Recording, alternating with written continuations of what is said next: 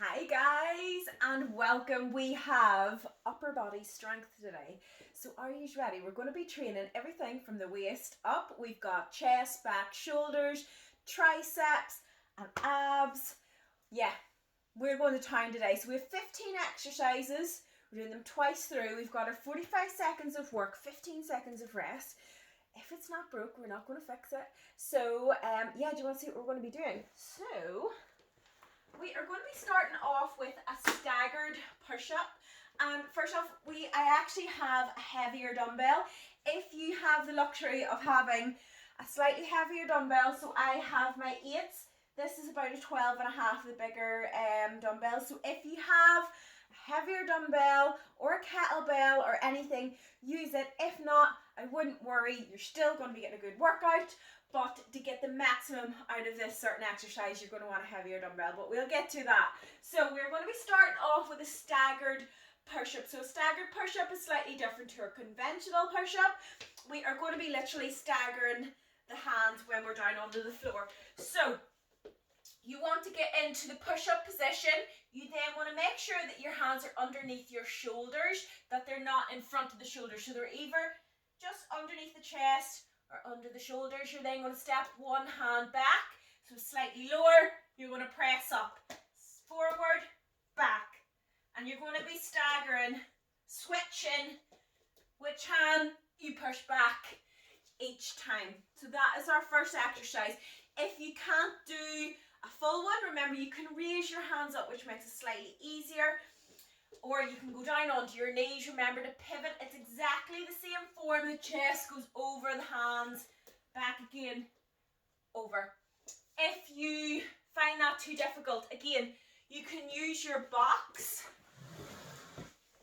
which will make it slightly easier. And you're just going to press up. That makes it a lot easier. If that is still too hard, you can do exactly the same against a wall, which again makes it easier again, but it is very, very beginner doing it against the wall. So if you are able to even just get a few down onto the floor, I would try it, then raise it and work up and see how far you get along. So next up, we are going to be doing our chest press. That is why I've got my bench out, or my little box. Find it easier than using the proper weight bench. So we're working chest. Make sure you're nice and comfortable on your box. Get those dumbbells above the chest. Do not let them migrate back. You will lose your, you won't be stable. I cannot think of words. So you want to keep a straight line between your hands and your shoulders. You're then going to go down, lowering the elbows a wee bit to the armpits. The dumbbell will go down to the armpit. You'll get a stretch through the chest. Push up, over. So you want to go up and over. You don't want to go out like this. You want to go up, over. Always keeping that dumbbell completely straight and safe. So sometimes it's easier for me to explain from the front. You always want them like that, going down. So you see my elbows are going slightly lower. They're not going out like that. If I go out like that, it's going through my shoulder. I want them low, so stretching through the chest and then pushing up and over the chest. You don't want to be going out like this, because what will happen is, if you can see, if I show from a shoulder press, your weight's there, which means that weight is going to pull that direction. Same, if your weight's here, your weight's going to push that way. If you have your weight straight from your hand to your shoulder, that weight is going to stay there. There's not going to be any weakness unless you go front, back or sideways, okay? I hope that's made sense and I haven't completely confused you. So after that, we have a pull over. So this is the exercise that I'm going to use my heavier dumbbell for. We haven't done this in this particular boot camp before. I know a lot of the girls have done it before, but what this is going to be training back. It's very easy to use your arms and your chest for this workout, but what you want to be training is right down your back here, okay? So again, you want to make that diamond shape the same way as we do with our overhead extensions. Keep that up above the chest. You're going to have a slight bend to the arm. You're then going to go back and stretch in the triceps, and you want to concentrate on using each side of your back. If you find that you're doing that and you're feeling it in your arms, go a little bit lighter, and even before you do the actual workout, just sit down and practice the movement. I find it very hard, well, it's a lot harder to activate muscles that you can't particularly see if you have a mirror, but whenever you go back, you want to be feeling it down this side, so you want to kind of relax the arms, but you're still keeping them stable, and you want to use your lats for that movement. So even when I'm doing it like that, I can feel that my lats are activating that movement, and it's not my shoulders and it's not my arms, okay? Because if you feel it going through your shoulders, that is going to get really uncomfortable and it is going to be sore. So that is our pullover. Now, if you do that and you're like, that ain't working for me, what I want you doing is an underhand row. So you're going to just palms out, underhand row. So if you cannot do your pullover and you just don't like it, I want you going for an underhand row, because the reason I want you doing an underhand is that will work slightly more the upper part of the back than, there's not much of a difference, but it does, it activates just that little bit more of the upper part of the back. So that's what I want you doing an underhand row for. Yeah, and that is I misread my form. That is why I want you to do an underhand, because we're then going to go on to a normal bent over row. So if you have a barbell, you're going to go to this tutorial is like, it's not going well. I hope you are following me. It is a Monday for me. Right, so if you can't do your pullover, do an underhand row, because next up we have a bent over row. So if you're using dumbbells, you're going to just probably work it the way I am, which is the neutral position. If you have a barbell, go to an overhand grip. So bend through the hips, core nice and tight, drive up. And again, you want to activate that back. You don't want to be using the arms for this. You want to activate the back and drive through. Again, you want to keep a straight line from here to the ground so that you're not activating the bicep too much. It is natural for that to happen when you're training back, but we want to try to limit it as much as we can. Right, next up we have seated row. So I've got my resistance band out. What we're going to do, get that resistance band round the feet. I'm going to cross it over, chest up, and you're going to drive in. Just working through, squeezing that back.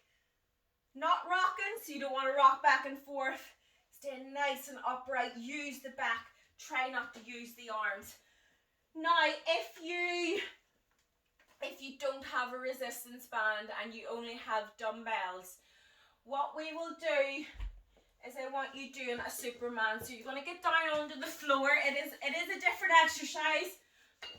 Hands out, and you're going to drive up, and that'll work the slightly lower part of the back here, and you want to keep that tension. It's working a different part of the back than what your seated row is, but we want something different in there, that if you are unable, or if you don't have a resistance band, there's something for you to do for back. So that's what you're going to do for back. Right, next up, we are going to be doing a neutral press. So when we do shoulder press, we usually have palms facing out. For a neutral one, I want you going in the ways like that. So the palms are facing towards your ears. You're going to press up, over the head, down again. Press up and over. And that is what we're going to do. Now, the difference between that is that puts a little bit more concentration on the center delt. With your shoulders, you have 3 delt heads. So you've got your front, your middle, and your rear. That is working slightly more the middle part of the shoulder. So it's just a little bit different. Again, if you really don't like it, just go into your normal shoulder press or your Arnold press. For today, I'm going to be doing a neutral shoulder press. And next up, what we're going to do is front raises. So holding on to the dumbbell at the side, or if you have a plate or a kettlebell, you can use that as well. Now, I'm going to have a slight bend in my elbows because I don't like locking out any arms. You're just going to bring it up, down again. Just working through the front part of that shoulder. So you want to keep the tension in the shoulder, just working up, concentrating using this part of the shoulder. Right, next up what we have is a seated high row. Again, we're going to be using a resistance band. Again, I will give you an alternative if you don't have resistance bands. Resistance band round the feet, and then this time it's like a face pull for a seated row. You're driving up, so the elbows are going up nice and high, and you're just working through like that, just driving through. So you want to be working through that back bit of the shoulder. Now, if you don't have a resistance, or if you don't have resistance bands, I want you doing rear delt flies. Now, I don't have heavier or lighter dumbbells. You would be using about 2.5 to 3 kilogram dumbbell probably for this. I pretend I have dumbbells. You're going to bend through the hips and you're going to go out to the side like that, keeping your weights in line with the shoulders, just working through that rear. So if you don't have resistance bands, that is your alternative, a rear delt fly. Oh guys, this is, I'm all gibberish today. Right, lateral raises. I'm going to be using resistance band. Again, you can use, it's exactly the same form if you have weights. Standing on the resistance band. Remember, elbow never goes higher than shoulder and hand never goes higher than elbow.